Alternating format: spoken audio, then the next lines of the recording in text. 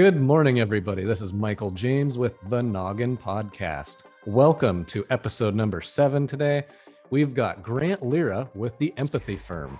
Grant reached out to me about maybe a month and a half ago. He found me through my website, and I'd love to have Grant kind of lead his way into how he came upon myself, Noggin Branding, and also to hear a little bit about the Empathy Firm. So Grant, welcome to the Noggin Podcast. Thanks for joining us today. And I'd love to have kind of that intro story of how we got connected for us. Totally. And Michael, thank you for having me. Everyone at home, hello, Grant Lira here.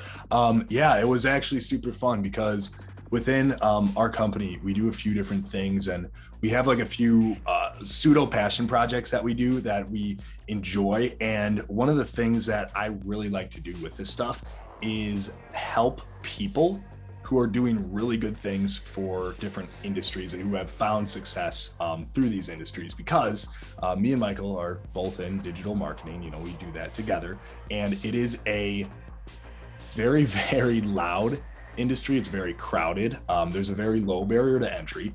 And because of that, a lot of the times we'll talk with clients who have been burnt in the past. We'll talk to clients who have not been treated the way that they should have been. And my goal with a lot of this outreach I do for this specific situation is to reward people who are doing good things and who have set themselves up for success and have broken through that noise of the, brand new agency owners who were basically just trying to figure out Facebook ads with other people's money. So the reason that I told our team that we were doing this and how we actually got to talking was, I believe we said the top 25 or 50 cities by population. I can't remember today, but it was one of the two.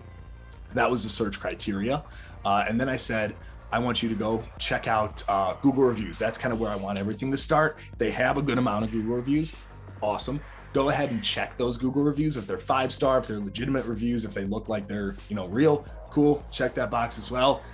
Then go onto their website, check out if you enjoy the website, if the site itself doesn't look like it was made in 2007, awesome, go ahead, check that box as well. And then lastly, do a little bit of digging, like look around on the site, look around on the socials, look around on wherever else. If you like what you see, go ahead, add it to a spreadsheet. That spreadsheet, send over to me. I then went ahead, took a look at all those spreadsheets, and then I reached out to Michael, and that's kind of the rest is history, man. Cool. And we've got, it sounds like an article coming out in the next couple weeks possibly, and that'll be kind of cool. So I appreciate you guys reaching out, and I'd love to kind of lead into what is the Empathy Firm, Grant? How did you get involved? How did it come about? What's the purpose for you guys? Man, yeah, I love talking about the beginnings because it just takes me back to that time. Absolutely. There was a ton of uncertainty, but there was a lot of stupid ambition, and that's really kind of what you need, is that like unwillingness to quit. So we started the company back when me and my business partner were both in college, actually, and we knew that there was always something we wanted to do to help people. We knew that there was always something we liked about entrepreneurship, but we didn't really have a clear path as to how that was going to happen. We had a few ideas, but no real pressure on us, nothing like that. Well, we reached out to a pretty successful CEO of a digital marketing company out of Las Vegas, Monopolize. His name's Brett Knutson. He was our first ever mentor, but this dude agreed to mentor us when we were quite literally no one. We didn't even have a website at the time. And so we were pumped. That was amazing. And that was kind of like our, hey, you guys need to start doing this because you have this opportunity. So go in and do it. So when that happened, we did a little offset where we would have about a month before our coaching and our mentorship would start with him. So that gave us a good time to actually go in, set up the website the right way, get some scripting down, get our fulfillment channels set up, all that stuff. And throughout that, like I said, we were both in college. So I would go do schoolwork during the day and take care of anything else we needed to. And then me and my business partner at around 6 or 7 at night, we would go and basically break into a building on campus that was somehow always unlocked in one of the doors, set up shop in a classroom. And from like 6 or 7 at night to like 3 or 4 in the morning, we'd be in there setting up all the stuff I just talked about, doing different things. It was horrible, but that experience was super fun and memorable looking back on it now. So once we started with Brett, our first mentor, he taught us so much. He saved us so much time and money on mistakes that we would have made, or, things to do. But more importantly, he hooked us up with his network. So we got in touch with a lot of cool publications. He was very big into press and PR. So he hooked us up with his connections there. And that's kind of like how we started our portfolio of people we have at our disposal to help get people published in press. So from there, it basically just, we started doing web design. And then we very quickly changed into press and PR because we had these connections, and there was this need that we kept hearing from people about credibility, about social proof, about search engine optimization, and press is one of the best ways, in my opinion, to tackle all three of those at once. So we started doing that, and fast forwarding a little bit, that sort of brings us to today. We've gone through a few other mentors as well, and some pretty big shifts in the company. We've went through one rebrand now, but that's a very broad 30,000 foot view of empathy. Very cool. And what would you say over the last year and a half or 2 years since this pandemic hit, what are people reaching out to your firm for? What's that look like for a client kind of exposure and opportunity at the moment right now? Oh my God. Locally, regionally, nationally, depending on, kind of these outlets you guys would recommend for these guys. Oh, totally. And here's what I'll say. Within COVID and everything like that, when that stuff happened, obviously, a lot of people were very uncertain of what was going to happen. And because of that, a lot of people, marketing budget was the first thing to go, right? They cut that marketing budget. A lot of the people that we worked with stayed on, which we were very grateful for. But more importantly, we started working with more people because we saw during these times of uncertainty, people who were typically dominating the field were pulling out their marketing budget. They weren't advertising, they weren't doing press, they weren't doing ads, they weren't doing any of that stuff, which means that if somebody's, either closely on their coattails, trying to overtake them in the market, or something else where they're competing with each other, that is literally the best way to take up that market share. Because now they've pulled back, they're uncertain. That's when we go in. That's when we actually go in and start getting those keywords ranking. We start getting, that social proof, all that other stuff that's amazing about press. So throughout that, we've really focused pretty heavily on national publications. That's what we would go pretty hard into. And I think that local publications have their place. The only thing is, I think people look at local publications with almost like rose tinted glasses. They're awesome because you know them, you're familiar with them, people in your community are familiar with them, but you don't get as much of the benefits out of that versus a national publication. For example, web traffic, domain authority, stuff like that is not going to be as good with a local publication than a big one. And people in your community probably know, I'm just going to go because I'm from Wisconsin. People probably know, the Wisconsin Examiner, but those same people probably also know Forbes or Entrepreneur, right? So it kind of kills two birds with one stone.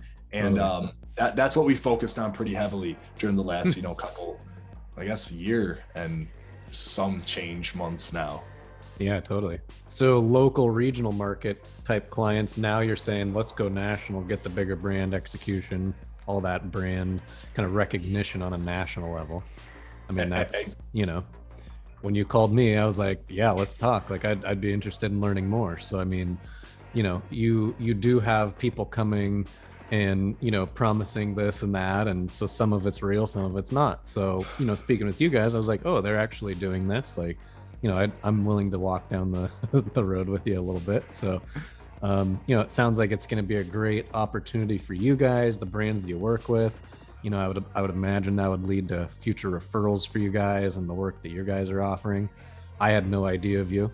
There's a lot of firms in your space, as same as me doing what I do. There's a million people competing in my space. So for you to find me, you had to do some scraping, it sounds like. So So little Bellingham, Washington, here we are, and you're in Wisconsin. So, Grant, it's great to connect with you. And, so now that you've been in business a few years, you've got your kind of fine-tuned approach, you guys had these mentors.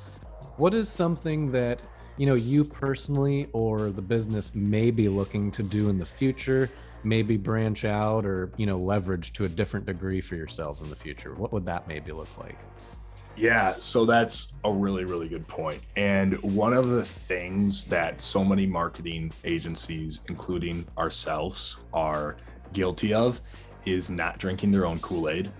We've literally, like, we've been doing that forever. And we had a meeting about a month ago where we were just like, guys, we're selling this stuff to people and we don't have it ourselves. Like, it looks a little bit fishy. We should probably reinvest this into ourselves, because we would always reinvest into like our company through, you know, different scaling, different like aspects of our company, but we never really reinvested into ourselves. So that was kind of a short-term goal that we're hitting now. We're doing a few things with that and getting people actually, you know, verified on social medias. That's another thing that we do. We're doing that to ourselves now. We're doing features in Forbes. We just had one come out in Forbes, but that kind of stuff we're working on for ourselves. Longer term than that, like really looking to scale greater, in the sense where starting to remove, you know, myself and my business partner from the actual day-to-day operations and looking to have it run a little bit more automated. But it's important for us because we still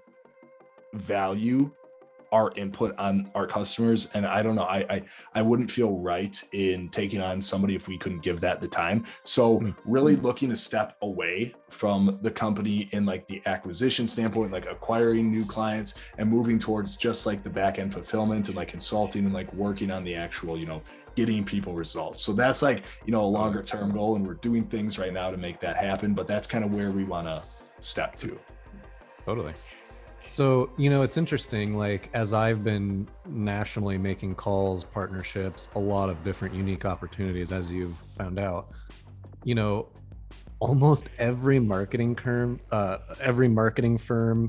ad agency, like any creative space, they are now investing back in themselves. Noggin branding this year, as I mentioned, you know, right after you called me, August 1st, I launched 8 new services, products, things that will embed Noggin for a legacy type, you know, aspect down the road, right? For me or whoever might take that thing over. I'm trying to use what I've been doing for my clients and customers and embed that to an nth degree for myself. Yep. I have been so focused on the client side for the last 8-9 years. Now I'm going to take the next 1 to 5 years and build out myself and create this type of legacy effect. So it sounds like you guys are doing that. You guys are looking into the future. It sounds like a lot of people are kind of now drinking their own Kool-Aid, which is cool. So, you know, I probably speak to 5 to 10 agencies a week in all different sizes, from 1 to 50 staff, and, you know, $1 million to 100 million plus in rev. And they're all now implementing their own CRM, sales processes, ad programs, internal stuff to help, you know, structure that out for foundation wise. Now, like for yourself, did you guys, when COVID hit, it sounds like you guys condensed a little bit. It sounds like a couple customers left, and then sounds like you guys expanded in some areas, which is great. Say, you know, another pandemic or this thing, you know, goes again. Do you feel now that you're in the position to step out and just totally execute and not be in the question mode as much? Oh, for sure. Yeah. I mean, the first thing we would do if something got like, something similar happened again, would be doubling down on our cold messaging, doubling down on like ads we're running right now, just because like the people that we're going to talk to and be interested in talking with us during those times are the true like growth minded people. They're the people who really understand like when you grow is when other people are fearful, and like when other people are pulling back and like wanting to play it safe. That's when you can really make the most progress. So that's when we want to like be talking to those people. So that would be our strategy. Pretty, you know, certain about that. And from what we saw last time, that's what we would roll into. I would imagine pre-COVID, that was probably not a conversation across the boardroom, was it? Nope, not once, dude. Oh my God, no. God, no. Lucky I don't think many people were prepped in that space. So oh my God, it's good man. To hear. And like, luckily, we were using Zoom way before, you know, everyone was using Zoom. So that transition was very easy for, you know, you and me. But for there's people no zoomed out for me. I was zoomed in, I would say. For real, bro. 10 We've all plus a day, like 10 to 20 was pretty consistent. I was like almost I was exhausted by the end of the day. So Oh my it God. gets kind of zoomed out, but it's compared to doing 10 of those meetings in person, it would take me half a week. Like it's a Exactly. lot of time and energy. This is so much more efficient for certain people. So right. I mean, absolutely correct. Zoom is a blessing. I know a lot of people are sick of Zoom meetings, but you have to really think about how efficient they actually are for like your time, your day. Like you said it best. 20 meetings, that would legitimately take you like a week if you wanted to go in person, travel to all these places, even if you were meeting people in the middle. Holy shit. Like, Zoom rocks. So it's amazing that like I've had, I mean, everyone I've talked to on Zoom has been either they're new to it or, they're trying to figure it out and they're still a year in. And, I just saw an article last night, a pretty big, CNN or something, about all of the people like this. They have their Zoom room, they've got their computer, their audio, their full setup because their life is now going to be working remotely. So everyone's investing in computers, better phones, better, headphones, all this stuff, because they're thinking, their employer might be allowing them to work remotely. Their future job, they might be working remotely. So people are like really building out their platforms. I've noticed you have a nice little audio, little microphone there, and, doing 10 plus Zoom meetings a day, it's worth it to have a nice chair, nice microphone, good computer that's not going to slow you down. So, it's well, yeah, absolutely. And like it's same concept but different of like the first impression, because like in person the first impression would be like smelling good, like looking clean, having looking like you're well put together. Same thing on Zoom. You obviously can't smell, but I smell like, but you can see this stuff. And like, I don't know, it's my thing when we started doing this was I never wanted to lose a client or lose a prospect like off of our cycle because I didn't look professional on camera. Like that was always our thing.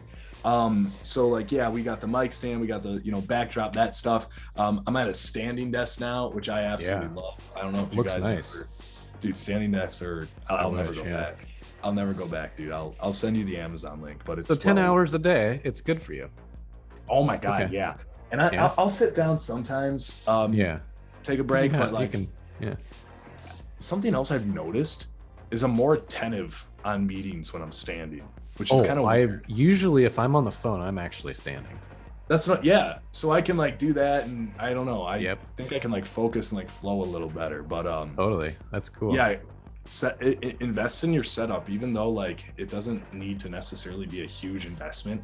Like even buying like in my opinion, the most expensive part of your investment should be the microphone. I think that's like one of the most important. Next would be camera. Like get a good camera. If some people's computers might have a great camera already. Like I know MacBooks have fantastic built-in webcams. My computer had an all right one, but I wanted to make sure it was a little better, so I got an external camera, and then obviously, everything else. But spend money on the mic because people are going to be looking at you for sure. But they're definitely gonna. I don't know. It just comes through a lot cleaner and like a lot clearer when you have that good audio quality. Like Michael's got his mic set up, and so do I, and it's a different feel. Yeah. I mean, how many Zoom calls have you been on where you hear the bubbles or like the aquarium type, bubbling almost, where Zoom is trying to pick and pull the audio from either person talking, and then it pauses and it transfers to you. And, so I've had that a lot, and having the mics really helps. And being in so many different Zoom rooms, you learn a lot of different little things. So that's a good point. You'll figure it out going along the Zoom path. Yeah. Now, you guys at the Empathy Firm, you guys offer podcasting as a service, right? So say I wanted to launch a new podcast, what would that kind of look like with you guys? Like, how would I get involved with that? Or how would our listeners maybe get involved with that with you guys? Because I know a lot of people I speak with are looking to get in that content creation, creating their own podcast, personally, professionally. So what would that kind of look like with the Empathy Firm? Hell yeah. Podcasts are awesome. We love podcasts. I could get into a lot of the benefits people don't think about when it comes to podcasting. I won't dive too deep. You can make a lot of money off of podcasts without ever monetizing them. Search engine optimization off of podcasts is amazing. And it's a content goldmine, because now you have video content that you can repurpose to other places. You can transcribe it, put it onto a blog. You can use it for Instagram story. I'll stop there, but you get the picture. So what we do for podcasting. Hence he's a digital marketer. yeah. You guys might want to look into hiring. He's pretty reliable dude. So appreciate it. Much love. What we do is we make sure the first thing that needs to be set up right is the foundation. We work with a lot of people who think that they set up their podcast right, or maybe like they're just really confused of why it's posting to Spotify, but why iTunes, or like vice versa, a bunch of different stuff. So we'll go in, we'll create your RSS feed, we'll set you up on a host site, we'll make sure that like you get approved on iTunes, you'll get approved on Spotify, Google, like all the different platforms.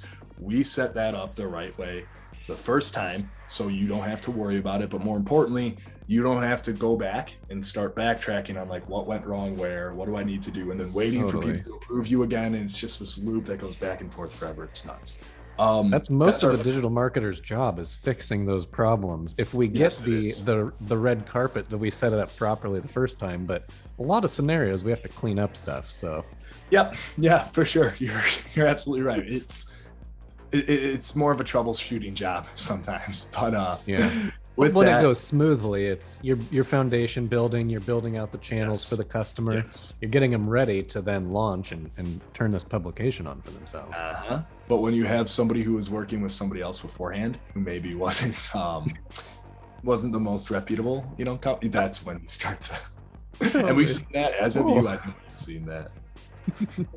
Pretty entertaining. But throughout that, we go in, and this is where it starts to get, in my opinion, really cool, because one of the biggest detriments of a podcast to people is the editing time that it takes. Either you need to find somebody to do that, you have to do it internally, and then you have to vet people to do it. And it's like, do I like this cut? Do I not like this cut? Like, is it something that I would want to put out there? So what we do is we give you a template that's basically an SOP for editing the podcast, creating the title, the cover, the description, all that stuff. We create it, we template it out for you, but then we help you hire a virtual assistant that's been vetted through us, that we know is going to do good work. We help you hire that person. We train that VA to help you actually automate the podcast. So at the end of the day, all you need to do is, after your Zoom file is done recording, drag and drop that into the spreadsheet. And then next time you'll see it is when it'll be up on Apple, Spotify, Google, wherever else. So you don't even need to touch it. It happens automatically. And then you also just got a kick-ass VA who you can use to help with your cold email as well. Other stuff like you can. So we kind of like doing that. And that's not like a monthly thing we do. We help you set that up, and then we want you to own it. We want you to like be able to self-sustain. We want you to have that stuff. So it's more than just the podcast, if you want to look at it long-term, but like the podcast short-term is what it accomplishes. Wow. So So do you, we can talk about this after, but I would say like if you guys killed that on YouTube right now and put some ads on that, like, oh boy. That would be huge. We've been having some discussions. We can definitely talk. My video content for any of our customers right now, it's up like 300% across anything almost. It's insane. Like all ads on Google, Facebook, YouTube, all that stuff, like the video content is really killing it right now. So that's what I'm going to be doing once I get a few more pieces of my podcast and foundation, right? I didn't hire you because I was already started mine previous to meeting you, but like, if I would have known that, I would have totally hired you guys to do that. So I'll be sending you guys some business for sure. That'll be fun. Dude, hell yeah.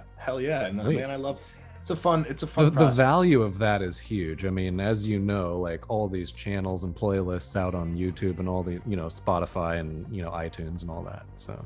Oh my God. Yeah. And it's not just that too. Like it's so much fun to be able to talk to cool people like that. Think about this, Michael, like going back to Zoom and talking about Zoom, right? You and me probably never would have met if it wasn't for like Zoom, or it wasn't for stuff like this, right? And for sure. I can say that about so many like awesome people that I know now, and I'd call like my pretty close friends through like meeting them on the internet for business, and now we've created this friendship. I feel like I'm in the same room as you. Like every time we've spoken, I feel like I could high five you, but we're not. But like it's that's cool, what Zoom brings for me. It's amazing. I love the in-person meeting. Like it's the best, obviously. And it's where I shine, and I can pick up people's energy, and like it's such a fun experience. But thank God for Zoom, right? Like imagine the pandemic without Zoom, social, like you're not face to face with anyone because you're locked in your house. Thank goodness we had these. Thank goodness we had all this going on. Like for real, what an opportunity. Yeah, and it's good for the people that saw that angle and sat in their seat and started creating. I watched a lot of content creators, a lot of marketing agencies sit back and go, I don't know what to do here. And then the other guys just went down the street at 90 miles an hour and went, oh, we know what we're doing here. And they just started creating. Look at all the musicians, the rappers, all these musicians just started dumping content because they have an active listening user base sitting at home for the next however long, right? We have to. We're all locked in our homes. Captive. We're not going anywhere. Little bit. We're fish in fish tanks. So the podcast thing is a huge value. What other type of media content outside of the podcast, digital marketing, would you say is your next biggest value addition that you guys offer at the Empathy Firm? Outside of the podcast and the press and PR, Instagram verification. Yep, that was your big ticket item. So kind of go into that for a minute if you don't mind. Yeah, for sure. I love verifying people on Instagram. It is such a cool experience to see.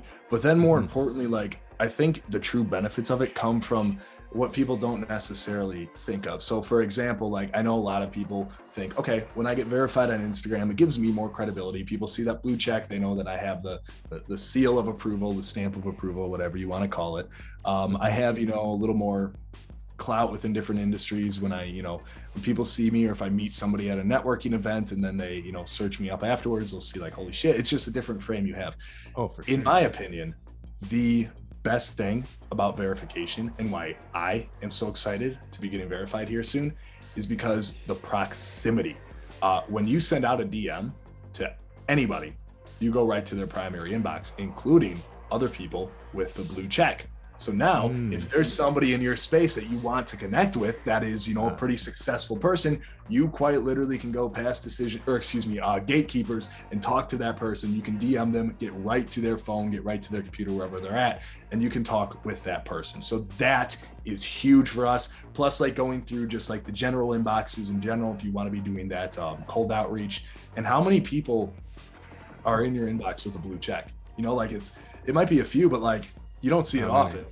Yeah, exactly. So you immediately stand out. Who with a blue check is usually doing outreach? That's the other thing, right? Because usually once they're up at that level, people are reaching out to them. So once you guys are, reverse engineering that, help build the power behind the brand, right? Or the person or entity. Yeah. Totally. But let me ask you, I'm sub 1,000 followers on my Instagram. I just started building it. I've been very nonchalant the last couple years, but I build it for my customers. I worked organically or through ads to gain them followers and to get them verified. Use me as the example. How would you get me verified? How many followers would I need? What would that look like for Michael, the little guy, the individual? Say I want to be like a new photographer guy, because that's my drone, right? I told you about the drone. Yep, dude, totally. So literally it worked like this.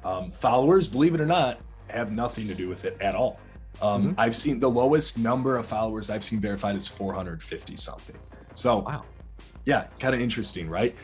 This is cool, guys. So for those of you who don't know, the way verification actually works is through press. You need press written on yourself. So that's the root of verification. Now, the press itself has to be written a certain way. So for example, Your name needs to be mentioned so many times. You have to have certain do follow backlinks in the publication. The title needs to say why you should be verified.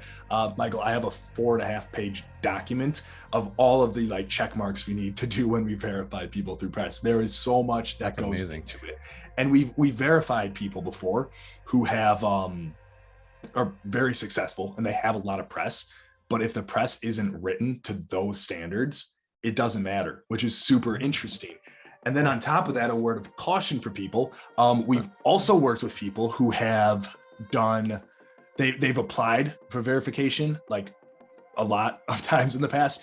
If you guys do that and you keep getting denied, eventually Instagram's just going to blacklist you, and they're going to, anytime you send them a request, they're just going to say, no, we've already said no to you like 6 times. Stop asking us. So be very like strategic with when you apply. It's totally cool to apply, but just don't overuse that. Like make sure that you're using it when you think that you can.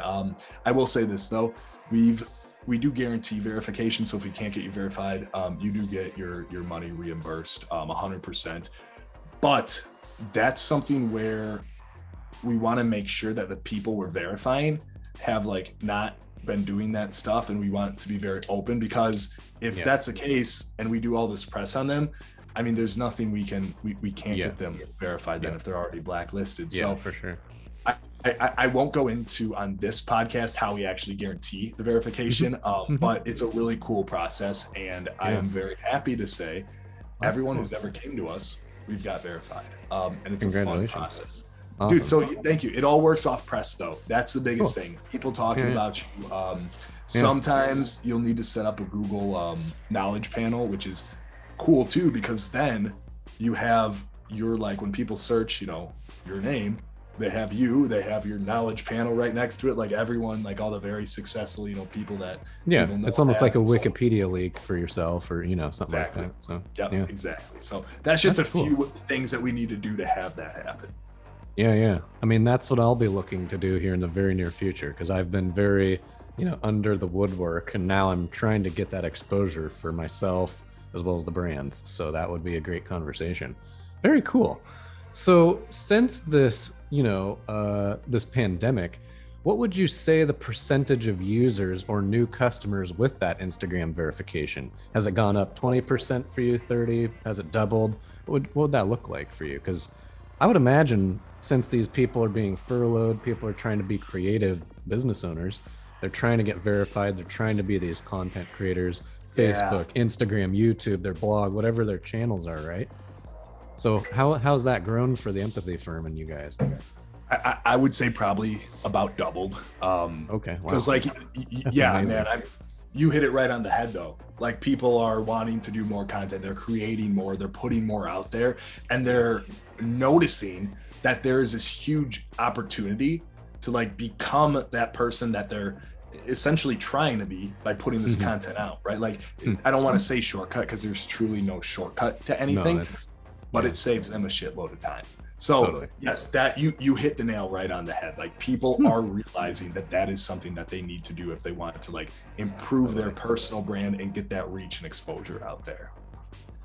Cool. I know a lot of people in that space that would be great introductions for you. Photographers, marketing people that work with a lot of brands. So that'll be interesting. We'll kind of stay in touch for that. For sure. Cool.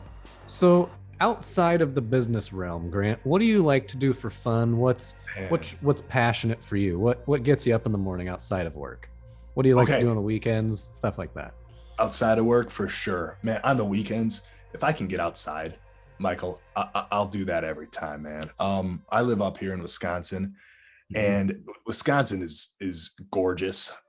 It's got rolling hills, a lot of green. That stuff is awesome. I love doing that. I like to work out as well. That's something I enjoy doing.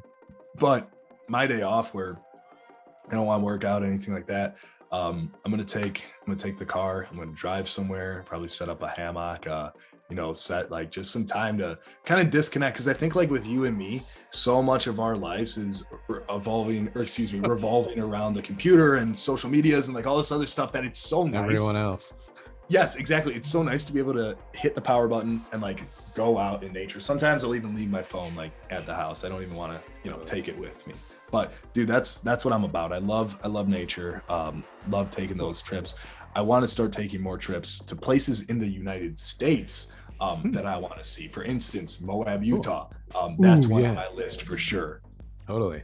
I might actually do that, October, we'll see here. Now that I'm in my new place, and we're working on some stuff, I might actually be able to have some time and carve that out. So yeah. Dude, maybe we'll before it starts snowing. Yeah, right. It's gonna get cold there pretty quick. So there's this interesting place I'm going October, mid-October here. Mm-hmm. I found this and it blew my mind because I've lived in Wisconsin my whole life and never knew this was this close. It's about 5 hours away, but it's in Michigan. And there's like legitimate sand dunes in Michigan. Like sand dunes. Like, yeah. Wow. Yeah. And you can take your car out on them and like drive around them and stuff. And it's beautiful. And so I said, oh my God, like I got to go down there. Like, so I'm doing that soon and that'll be super fun. Camping out there. Good for you. Oh man, I bet you'd get some great sunsets. And like, is there like any like lakes or rivers in that area at all? Lake Michigan. Because Michigan, it's, it's right on Lake Michigan. It's literally right. Yeah. So you get that whole, apparently it looks like just the ocean when you're looking out at it and like you can't see any. Yeah. Awesome. I'll send you some pics. It'll be. Yeah. Now in Wisconsin near you, what's kind of the topography, geography like? Is it, how high are the hills? Is there lakes, anything, or what's that kind of? Man, there's a ton of lakes. People don't know this, but what I think they call, is it Michigan land of 1,000 lakes? Yeah, I think, yeah. Yeah. Wisconsin has more lakes than Michigan. I don't know if people really knew that. Yeah. No kidding. We got way more lakes. Oh, wow. So there's lakes everywhere. Glaciers came through back in, God, I don't know the years, but way long ago. And they carved a bunch of like mountains and they carved a bunch of this stuff through, the landscape. So we have these state parks more up north that are just gorgeous, man. Like Devil's Lake is one of them. This huge glacial carved mountain, big lake in the middle, rolling hills, stuff like that. The cliffs. You can get some really, really pretty spots in Wisconsin that very cool. You don't have to look too hard for. Like me, I grew up here my whole life, so it's easy to take that stuff for granted. But if you like just kind of realize where you're at and like look and you're like, damn, this is actually beautiful. Like I'm super lucky to like be around this stuff. Yeah, because I would go nuts. I couldn't live in a city. I really couldn't. Yeah, it sounds like you've set yourself up in a beautiful area and you've got your business in a nice spot and your team, and that's really cool. You get to disconnect and get out into nature when you can too, which is extremely important nowadays, as you know. So oh my God, man, it's so good for you. It's so good just to take a day off of just technology in general, like everything. It's very nice. I know for like us, for us too, it's kind of hard, right? Because that's where our work revolves around. Yeah, it's super connected. So, if I miss a day, I might miss a client or an opportunity. And that's, if you're seriously 24 hours responding on certain things, you can miss out on some stuff, let me tell you. Yeah. Yeah. If I didn't respond within 24 hours on some of the projects I'm working on, I wouldn't be here today and have some of the stuff done in my pocket, which is phenomenal. So it's, there's days where it's nice to cut out, and there's other days where you do have to be unfortunately plugged in. But yeah, and I totally get that. Dude, that's how it is. And like, there's so many deals that we've closed on like a Saturday or a Sunday. Like Friday, right as the day is closing, and you're like, I never thought I'd make $1 on a Friday night at 6 o'clock. And like, if people are taking off like all their weekends, dude, like I'm straight up telling you, you're missing opportunity. Oh, like you absolutely are. And I'm not saying I go shopping on the weekends. There you go, dude. I go find new clients at events and things. It's so funny. I love that, bro. I'm not saying like work 7 days a week. But I'm just saying, keep some of those weekends open. Get on some calls. Oh yeah. Well, I definitely. I like you shopping for clients. That's funny, dude. Oh no, I mean it's where I naturally I naturally walk into stuff and I'm like, oh wow, I could do this, or offer them that, and it's pretty funny how it shows up. So it's really just conversing with people and getting to know them, and usually they'll tell you a problem pretty quick. So oh, I might be able to help you there. So it's awesome. Funny. But yeah, well, I really appreciate you taking the time today with us, Grant. It's been really nice to connect with you, get to know you a little bit more personally, get to know you more about the business, what you guys are offering, have our audience listen in, get to know the Empathy Firm as well as yourself. And I mean, we'd love to have you down the road as a future guest. We'll bring some future topics. We'll do some work together. I've got some referral business that I'd like to send you. And so, yeah, we'll be in touch down the road. Appreciate you being a guest today on the Noggin Podcast, episode number 7. And again, as everyone knows, if you've ever got a problem and you get stumped, use your noggin to get yourself out. That's the best route, or Google as backup. But I love it. I love it. Thanks so Michael, much, thank Grant. you for And having any me last on. words? Guys, Mike, you guys already know if you're listening, Michael's a real deal. He knows his stuff. Give him, your attention if you have issues that he can solve, because he will absolutely do very well by his word. And yeah, just really, dude, I had a great time. I felt like we just started 5 minutes ago, so that was great. I know, right? I got to let you go, but I appreciate your time. It was really nice connecting with you, and thanks for those nice, kind words at the end. And same back to Grant. Like, hit this kid up. He's got a phenomenal team, amazing process, amazing services. So thanks again, Grant. Thanks for the Empathy Firm to be a guest. Thanks a lot, bud. Take care. Peace.